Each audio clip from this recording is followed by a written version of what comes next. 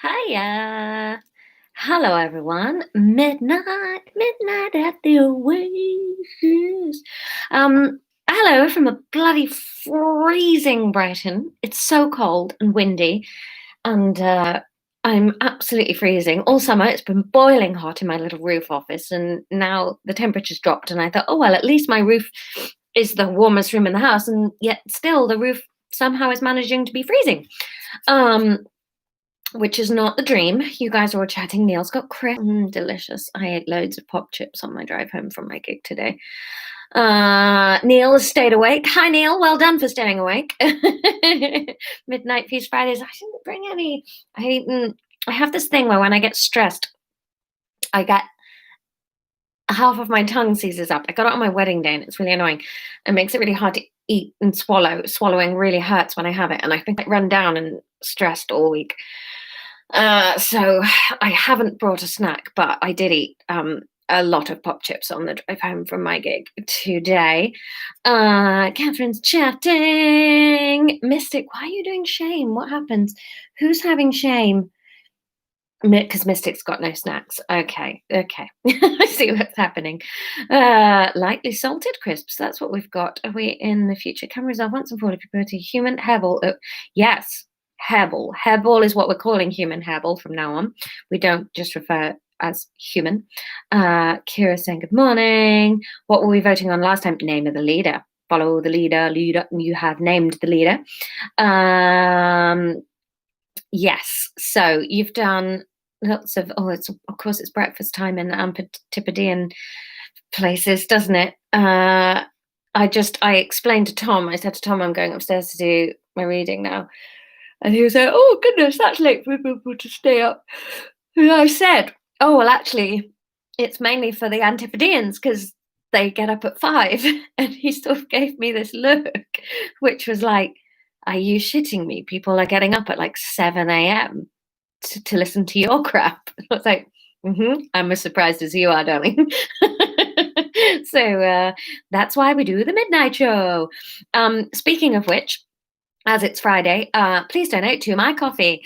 It doesn't look like my career is coming back because lockdown has got worse. So if you are earning stable money and enjoying the rambly writings of moi, please stick some money in the coffee. If you don't have income and things are tight, I completely understand. I am in your bloody boat. So don't worry about it. Let's just have this as a nice fun thing. But if you have the means and the desire, I'll put the link in the description. Next week, we can't do Monday because it's my birthday on Monday. And I'm going to be a grown-up lady and I'm going to have the day off to play with my brother.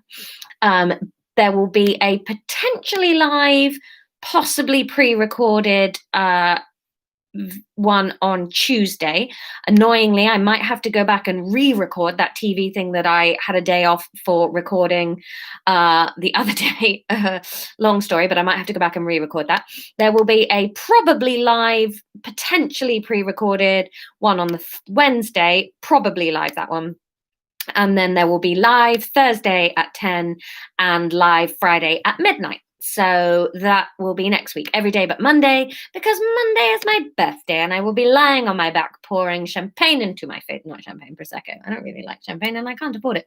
Prosecco into my mouth and eating everything I can find. My brother owes me a Greek feast because they went away to Greece on holiday and we fed their cat every day. So him and his girlfriend have promised us a Greek feast. So I'm going to do that and I'm going to play Magic the Gathering all day and turn 34 like an absolute fucking genius. Is this me outliving Jesus? How old did Jesus get to? 33? Then yes, I'm going to be 34. And look, I've got better cheekbones than Jesus. So that's what I would do. Yes, I'm not going to outlive Jesus. And I've got way more friends because I'm cool. So yeah, that's next week. I've put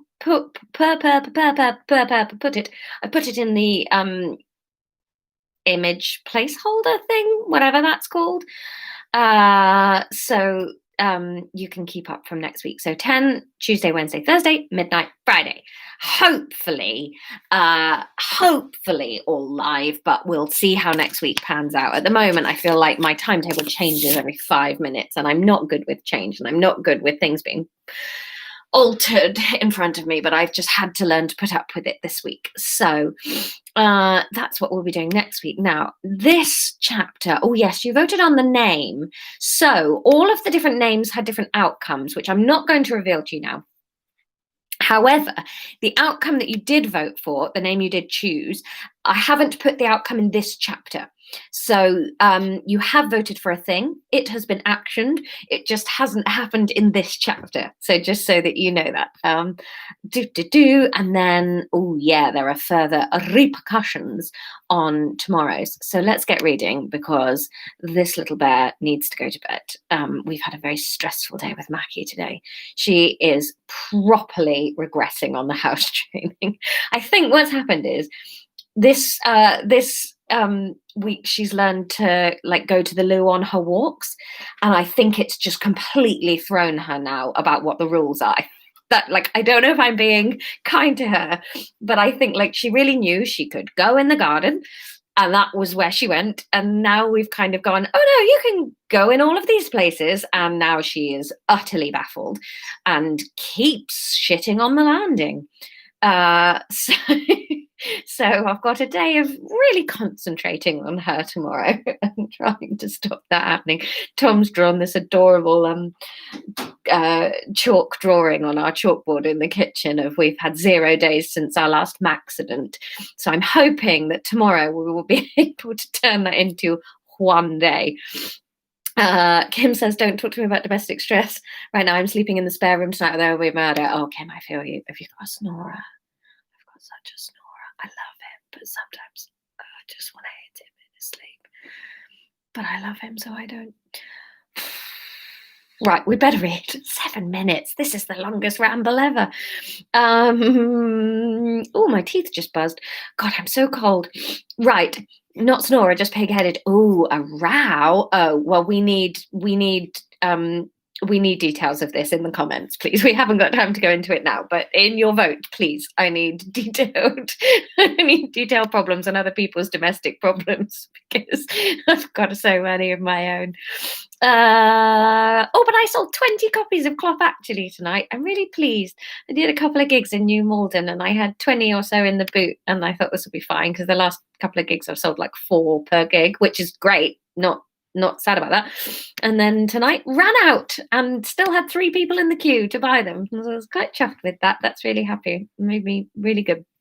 Thanks, everybody. Right, chapter 21. Marine stood between Ezria and the strangers, although it was unclear who she was shielding from whom. I looked at this for ages and I really couldn't remember which one was meant to be who and whom. So I've just used both and hoped that it's vaguely right. Whom from whom, or who from whom, or whom from who. I have no idea how this works. It was unclear who she was shielding from whom. Thrown a whom in. Marine could feel the anger coming off Ezria like a flame. Her eyes were small and focused with fury. Marine had to hope that at least part of that fury was for the strangers and not all for her. She swallowed nervously, unwilling to break the standoff. Should we tie them up? She heard one of the Topsiders ask eventually, but the leader shook their head. No, they said. There doesn't seem to be much. No, wait a minute, that's coming out Australian. What am I doing? South London, that's it. No, there doesn't seem to be much point, does there? Marine thought she detected a dry humour in their words. What do you want with us? Marine asked, licking her dry lips and hoping that her voice came out strong instead of quavering. The leader fully grinned now and shook their head at Marine. I like this one, they said. Put her at the front. Move out. Why is this going Australian? What? This isn't Londony at all, is it? Cockney geezer. I can't seem to do the accent tonight. Oh, thanks, Kim. Okay, my grammar was correct. Woohoo! All right, put her at the front. Move out. The Topsiders sprang into action around them. Marine and Ezria had someone on each side, no more than a hand placed on each shoulder, but the weight of the hands and the sounds of the root weapons swinging at their sides were enough to keep Marine quiet. She wondered if Ezria felt the same. Karan, Rashek, Elef and Morklade were lifted to their feet and had their ankle bonds severed so they could walk along with the Topsiders. They were put in single file with a Topsider on either side and marched towards the edge of the cavern. When they reached the tunnels, the Topsiders got between them and they were marched through the tunnel and out of the cavern. I don't know what's happening in the chat. I haven't quite got to the bottom of what you guys are all talking about when you talk about shame and blame hands. I kind of don't want to know. Every now and again, I just miss something that you guys are all chatting about, and I just sort of go, "Ooh, I hope I'm not supposed to be reading about that." Maureen realised she was more scared than excited. Perhaps they were being taken topside. She'd never left the cavern through this tunnel, but could feel from the general direction that they were not going in the direction of the city, and the tunnel seemed to slope gently upwards. The smell of rat was unnerving, but her position at the front of the line of captives and captors had her near the leader of the Topsiders, and she felt energised by their presence. As she walked, she looked at them carefully, studying the long legs and easy strides. Their hair was smooth and long and pulled into weaves down past their broad shoulders. Maureen's own hair was short and caked down with mud and bits of the dust and detritus that hung in the tunnels below ground. Every now and again, the leader would turn round to check on the file of Tingians, and Maureen could study their face. They had dark blue eyes with long, long eyelashes, heavy set eyebrows over the top. Their cheeks were broad and rounded with a reddish tinge to the bronze skin. Maureen liked their mouth. It was small, with the lower lip plump and overhanging slightly. Maureen had a wide mouth herself, which she had never liked, and she was envious of the petite roundedness of the leader's lips. "What's your name?" asked the lip. "Oh, hang on, no, South London. What's your name?" asked the lips Maureen was studying, and she felt her face heat up in the darkness of the tunnel. "Maureen," she said, and then cleared her throat to say it with a stronger voice. "It's Maureen." "What's yours?" "Briar," they said, looking back up the tunnel. "What does Maureen mean?" "I don't really know," Maureen admitted, wishing she did so she could continue the conversation. I think it has something to do with water, but I'm not sure what." "What is Briar?" Briar nodded and didn't show any emotion at Maureen's lack of knowledge on her own name. "Briar means provider for Topsiders. Food, shelter, protection." Maureen nodded, considering this. "So, were you born to be a leader, or did you grow into your name?" Briar laughed, and Maureen decided she liked making them laugh. Briar's laugh was loud and confident. She realised that none of them were trying to be quiet. They couldn't be nervous of running into Van Weer, or anyone, or anything else for that matter. "I grew into it. Although the nice thing about something as vague as Briar is I could have been a chef or a builder and it would have felt just as appropriate." Maureen laughed. Her laugh sounded small and pathetic in comparison to Briar's boom. "Are you taking us topside?" she asked, unsure if she would get an answer to this question. "We are," Briar said instantly, surprising Maureen more than a bit. "We weren't expecting you to all be in the den, I'll admit, but we can't go leaving outlaws lying around for Van Weer to snaffle up now, can we?" The way Briar leant on the word outlaws piqued Maureen's curiosity. She couldn't help asking more questions. "You don't like Van Weer?" she asked, hoping the answer was affirmative. "She makes life as difficult for us as possible. We used to have small but significant trade routes with the city, but since Van Weer took office, they've been strangled to near uselessness, and then there are the stones." Maureen's heart leapt into her mouth. She opened said mouth to respond, but heard Ezria's voice gently in her head. "Say nothing." The voice was quiet but full, and Maureen had the strangest sensation that she hadn't actually heard it with her ears.